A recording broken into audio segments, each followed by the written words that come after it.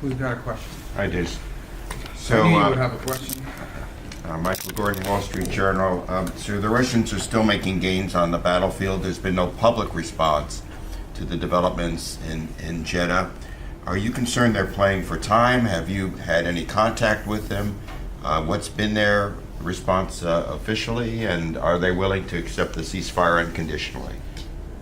Well, I mean, we don't know the answer to the last question. That's what we want to know, whether they're prepared to do it unconditionally. We'll have contact with them today. There's already been contacts at different levels with counterparts, different members of the administration, and that'll continue. But as far as the Russian reaction to it, that's really the question here. And that is, this is a few hours old. We're going to bring it to them directly. We're going to say that Ukraine is prepared to stop all battlefield activity and begin the immediate process of negotiating an enduring end to the war. And we'll see what their response is. If their response is yes, then we know we've made real progress and there's a real chance of peace. If their response is no, it would be highly unfortunate and it would make their intentions clear. So that's what we're hoping to hear from them. And obviously, as I said, that this was not prearranged for them. So they're probably processing the news the same as the rest of the world is. So we hope to have a positive answer from them. The ball is truly in their court. Mr. Secretary, Nike Chin with Voice of America. What would be a good G7 joint statement on Russia and on China?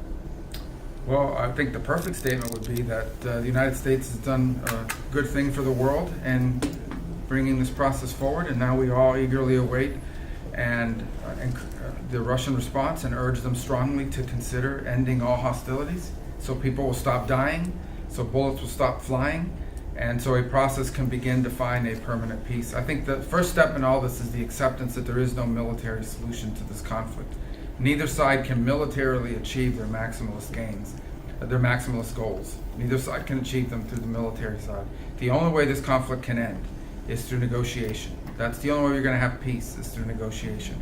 And so we need to start that process. And it is hard to start a process when people are shooting at each other and people are dying. And so our hope is that we can stop that, all these hostilities, and get to a negotiating table where both sides, over some period of time with a lot of hard work, can find a mutually acceptable outcome that, in the case of Ukraine, obviously secures their long-term prosperity and security. Mr. Secretary, could you just update us on Mr. Witkoff's plans for Moscow and whether he'll be meeting with President Putin? And then separately, if you wouldn't mind elaborating on something that Mr. Waltz said yesterday about the specifics that you discussed with the Ukrainians about what the end of the war would look like. You had mentioned we're not going to get maps out and draw lines, but did you actually talk about territorial concessions? Well, we had conversations. As far as Steve's trip, I'm not here to, I'm not going to make any announcements about specific dates, times, or even confirm such a trip. Suffice it to say there's going to be multiple points of contact with the Russians to gauge, are they willing to do this or not? And as far as the conversations that were yesterday, when you sit down with a counterpart like Ukraine, we're not going to negotiate this publicly. We're not going to actually put out there sort of what we talked about, because in any negotiation, there's certainly an element where you don't want one side to be giving away all this leverage from a public perspective. We had a broad conversation about what it would, but I think the bulk of our conversation was what a negotiation process would look like in terms of not the specific conditions, but rather the timing of it, sort of the steps they would like to see taken. The Ukrainians made very clear that this isn't just about ending a war. They need to get their prisoners of war back. They need to get the children back. They'd like to see an exchange of prisoners of war. They'd like to see their children back. So there's all sorts of things tied to the humanitarian assistance is important as well. There are areas of Ukraine that have been badly damaged that require immediate assistance. So these are the sorts of things that we talked about as being inclusive in the negotiation process. So really the bulk of our conversation when we got to that stage of it was discussing the kinds of items that need to be on a negotiation agenda, even when we hopefully get there. He also mentioned security guarantees, which is something that there has been some reluctance for the administration to elaborate on. Are you committing to security guarantees? I think the point to understand is that we're looking at is securing their long-term. What we want to see, like any country in the world, Ukraine wants their long-term security. They want to make sure that this doesn't happen again. We all do. What is the point of spending all this time to get a ceasefire, hopefully, and then a negotiated end of the war, only to see it re-spark up again in about 6 years, 4 years, 3 years? We're not interested in that, and they certainly aren't either. So I think the question really is more about a deterrence. can Ukraine create a sufficient deterrent against future aggression, against future attack, against future invasion? Because every country in the world has a right to defend themselves, and no one can dispute that. So that will most certainly have to be part of the conversation.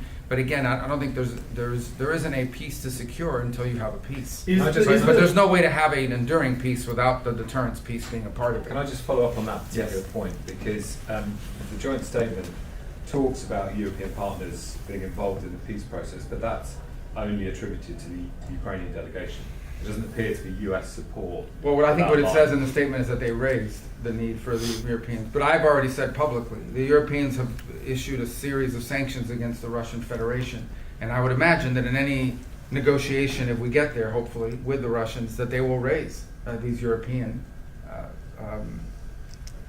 the European sanctions that have been imposed upon them. So I think that the issue of European sanctions are going to be on the table, But not it's to a- mention what happens with the frozen assets and the like. And so I think it's self-evident that for there to be a peace in Ukraine, at the end of that process, there's going to have to be some decision made by the Europeans about what they're going to do with these sanctions and so forth. And so that's why I think they have to be necessarily involved in this regard. Now, whether they're involved at the front end of it or at the back end of it, it'll have to play itself out. And then obviously there's also all sorts of security promises that European countries have made to Ukraine, that will also be, I imagine, a part of this conversation as we move forward. So we don't disagree with that statement. I think the statement just reflects that they raised it. But you back European peacekeepers in Ukraine, which is something Russia has. Well, we'll see. I mean, there's different ways to construct a deterrent on the ground that prevents another war from starting in the future. We're not going to go in with any sort of preconceived notion. The bottom line is it needs to be something that makes Ukraine feel as if they can deter and prevent a future invasion. How that looks and how that's put together, that's what we're going to be talking about. If we can get to that stage. Again, right now we're just trying to get to the stage where there's actual diplomacy happening. Here's what we'd like the world to look like in a few days. Neither side is shooting at each other. Not rockets, not missiles, not bullets, nothing. Not artillery. The shooting stops, the fighting stops, and the talking starts. That's what we want to see. What happens during that talking and how that evolves, I think we're going to have to be flexible and nimble and creative and patient and work hard at it and hopefully turn it into something that's concrete. You've covered, many of you have covered foreign policy for years. That's how these things happen, and they're not easy, and sometimes they're difficult to predict which way they're going to go in terms of the specifics of it. But we just want to get to that stage. That would be, for lack of a better term, a good problem to have to figure out how to negotiate a peace, because we're actually negotiating a peace while the shooting is stopped. Is the mineral deal essentially the security guarantee that you guys envision? And then the second question is, President Trump appealed to a lot of Americans during his campaign on free speech arguments and not suppressing speech, especially from the government. But your revocation of the green card, to many, is seen as one of the most anti-speech actions a secretary could take with his powers. How do you respond? Yeah, I mean, the first question was again Is the minerals deal version of the security guarantee? Well, I think that a minerals deal is something that I think is beneficial for both countries. Certainly one of the things that provides for Ukraine's long-term prosperity and security is vibrant economic growth and development. If their GDP begins to grow, and that gives them a tremendous amount of leverage and power and the ability to fund their own defenses. So I think certainly any economic development for Ukraine is positive for their own future. Obviously, if the United States has a vested economic interest somewhere, we're tied to them on an economic front, we're in partnership with them on something, we will have an interest in the future of Ukraine as well. I wouldn't couch it as a security guarantee, but certainly if the United States has a vested economic interest that's generating revenue for our people as well as for the people of Ukraine, we'd have a vested interest in protecting it if it were to be challenged or threatened. On your first point, when you enter this is an important point, and I'm glad you asked this question. When you come to the United States as a visitor, which is what a visa is, which is how this individual entered this country, on a visitor's visa, okay, you are here as a visitor. We can deny you that visa. We can deny you that if you tell us when you apply, hi, I'm trying to get into the United States on a student visa. I am a big supporter of Hamas, a murderous, barbaric group that kidnaps children, that rapes teenage girls, that takes hostages, that allows them to die in captivity, that returns more bodies than live hostages. If you tell us that you are in favor of a group like this, and if you tell us when you apply for your visa, and by the way, I intend to come to your country as a student, and rile up all kinds of anti-Jewish student, anti-Semitic activities. I intend to shut down your universities. If you told us all these things when you applied for a visa, we would deny your visa. I hope we would. If you actually end up doing that, once you're in this country on such a visa, we will revoke it. And if you end up having a green card, not citizenship, but a green card as a result of that visa while you're here in those activities, we're going to kick you out. It's as simple as that. This is not about free speech. This is about people that don't have a right to be in the United States to begin with. No one has a right to a student visa. No one has a right to a green card, by the way.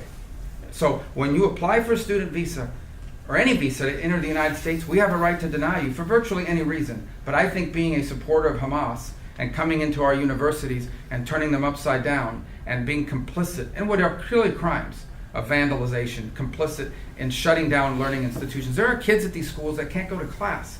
You pay all this money to these high-priced schools that are supposed to be of great esteem, and you can't even go to class. You're afraid to go to class because these lunatics are running around with covers on their face, screaming terrifying things. If you told us that's what you intended to do when you came to America, we would have never let you in. And if you do it once you get in, we're going to revoke it and kick you out.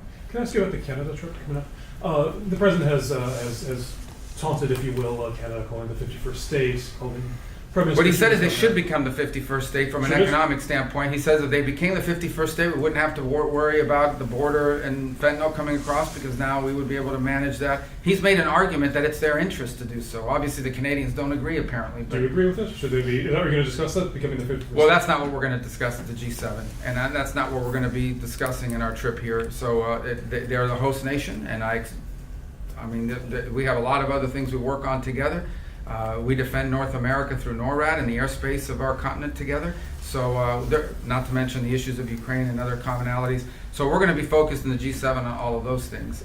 That's what the meeting is about. It is not a meeting about how we're going to take over Canada. But are you concerned at all about the reception you might be getting, particularly at the events? I don't know. Should I be? What do you know that I don't know? They're unhappy. I don't know. You got tariffs the last 12 hours. You just see this escalating trade war. Maybe not just with Canada, but with the exception of Japan, all the other members of the G7. Yeah. So what's your point? Are you worried about alienating the Canadians, that they wouldn't work with the United States? Yeah, I mean, they've invited us to come. We intend to go. The alternative is to not go. I think that would actually make things worse, not better. Well, So the alternative it's a could be G7 not to. summit. Huh? The alternative could be not to have tariffs or not to have the language of the president. No, those are policy decisions. And so at the end of the day, the president's made those decisions. He's explained why. It's not just against Canada. It's not just against Mexico. It's not just against G7 countries. He's imposed steel and aluminum tariffs now on virtually the entire world. And the reason why is not to punish those countries. It's because he has outlined the need to develop a domestic capability. If you don't have steel and aluminum, you can't build warships. You can't build airplanes. You're not an industrial economy. There are things we have to be able to protect, and there's a lot of unfair trade practices. A lot of countries out there who subsidize their industries so that they can gain global market share. So they subsidize the industries, they're operating at a loss. Meanwhile, our industries are trying to compete fairly, and that's why you don't have steel plants, and that's why you can't produce the aluminum. And that really threatens our national security in the long term. So these are national security concerns when it comes to steel and aluminum and some of these other products. But ultimately, the president feels strongly, and I personally agree, that we have made some decisions when it comes to trade policies that have led to the deindustrialization of America and have left us deeply vulnerable to any sort of interruptions in global supplies and or it being used to extort us, not to mention our inability to produce things that we need for our own economy and for our own defense. So that's what those policies are about. Every country in the world, we expect, will act in their national interest. The United States forgot that. President Trump is reminding us of that and getting us back to that. And I think it is quite possible that we could do these things and at the same time deal in a constructive way with our allies and friends and partners on all the other issues that we work together on. And that's what I expect out of the G7 in Canada. Can I just ask on Russia, did you have or Waltz have any contact with Zelensky while you were in Saudi Arabia? No, And then, I didn't. I don't believe Mr. Waltz did either, but I did not. But that was the team he selected, and it was appropriate. It was his closest advisor. It was the foreign minister. It was their head of security. So we felt that that was the counterparts they sent, and to deal with us, and that's obviously pretty common in these sorts of things. Generally, the heads of state meets heads of state, and appropriate counterparts meet others. I imagine he had to get back, and he's the president of a wartime country. So but we did not have any contact with him there. But I wouldn't read anything into it other than he selected his team for these talks, and the president selected his. And was there any discussion with the Ukrainians about how a ceasefire, if Russia agrees, would be enforced? How would the U.S. ensure party Yeah, well, the security? interesting thing about modern warfare is it's easier than ever to monitor, and simply because there's so many eyes on the ground, and there's also all sorts of overhead, commercial satellite and the like. It would be pretty hard to hide drone strikes. It would be hard to hide missile strikes, ballistic strikes, artillery. So we feel like that is something that could be monitored. Obviously, if in fact the Russians say yes, let's hope they say yes. If they say yes, one of the things we'll have to determine is who do both sides trust to be on the ground to sort of monitor some of the small arms fires and exchanges that could happen. But those are practices that have become common in these, and I don't think that would be difficult to set up. We didn't get into specifics, but obviously the need to monitor a ceasefire is clear to everyone. Sir, All just right, a quick follow-up one on more this question. One more. This is it. Yeah, because we're You haven't- up and have to get back on Last the plane. question, sir. Yeah. This administration has not hesitated to put a lot of pressure on Ukraine. You reduce their intelligence support in the middle of a shooting war. You temporarily cut off their arms. Criticize them publicly, not you, but leadership in public. Are you truly prepared to apply pressure on Russia should it be recalcitrant and not agree to the terms of this ceasefire? There's been no concrete action that this administration has taken to punish Russia since it's come to office. There's a couple points. To be clear, as far as I am aware, the United States has not provided armaments to Russia. The United States is not providing assistance to Russia. Every single sanction that has been imposed on Russia remains in place. Every single sanction the president inherited has remained in place. Inherited, previous administration. Right, but they're pretty sanctioned up. I mean, there's a lot of sanctions on already. My point being is that there's been no steps taken to relieve any of these things. These things continue to be in place, but we don't think it's constructive for me to stand here today and begin to issue threats about what we're going to do if Russia says no. Let's hope they say yes. At the end, let's understand, I remind everybody and bring you back to the point, the president's desire here is to bring about a lasting and enduring peace in Ukraine. He wants the shooting and the fighting to stop, not just for 30 days, not just for 60 days, but permanently. To do that, both sides have to come to the table. We are happy that the Ukrainians have agreed to do so. Now it is up to Russia to say yes. If Russia says yes, that's very good news, and we will begin that process and do everything we can to move that process forward. If they say no, then obviously we'll have to examine everything and sort of figure out where we stand in the world and what their true intentions are. I think if they say no, it'll tell us a lot about what their goals are and what their mindset is. But I don't want to go into that before they've even answered us by issuing statements that are abrasive in any way. Our hope is that when we met with them last, they expressed a willingness under the right conditions, without elaborating on the right conditions, to bring an end to this conflict. That was our question when we met with them. I think I shared it with you that we're on our trip. The point of meeting with them was to find out, is this a war they wanted to end, or is this a war they just wanted to continue in perpetuity until they achieved whatever goals they have in mind? And they expressed a willingness, under the right circumstances, which they did not define, to bring an end to this conflict. So we have Ukraine ready to come to the table. Now we need to get Russia to come to the table. If they do and the shooting stops, I think that's a very good day in the world. Obviously, no one here is pretending that negotiation is going to be easy or fast or simple. But at least we've gotten to that point. If their answer is no, then obviously we'll have to deal with that. And we'll have to at that point make decisions on that basis. We're not there yet. Hopefully the answer is yes. Thank you, Okay, everyone. thanks, guys. Thank you, sir.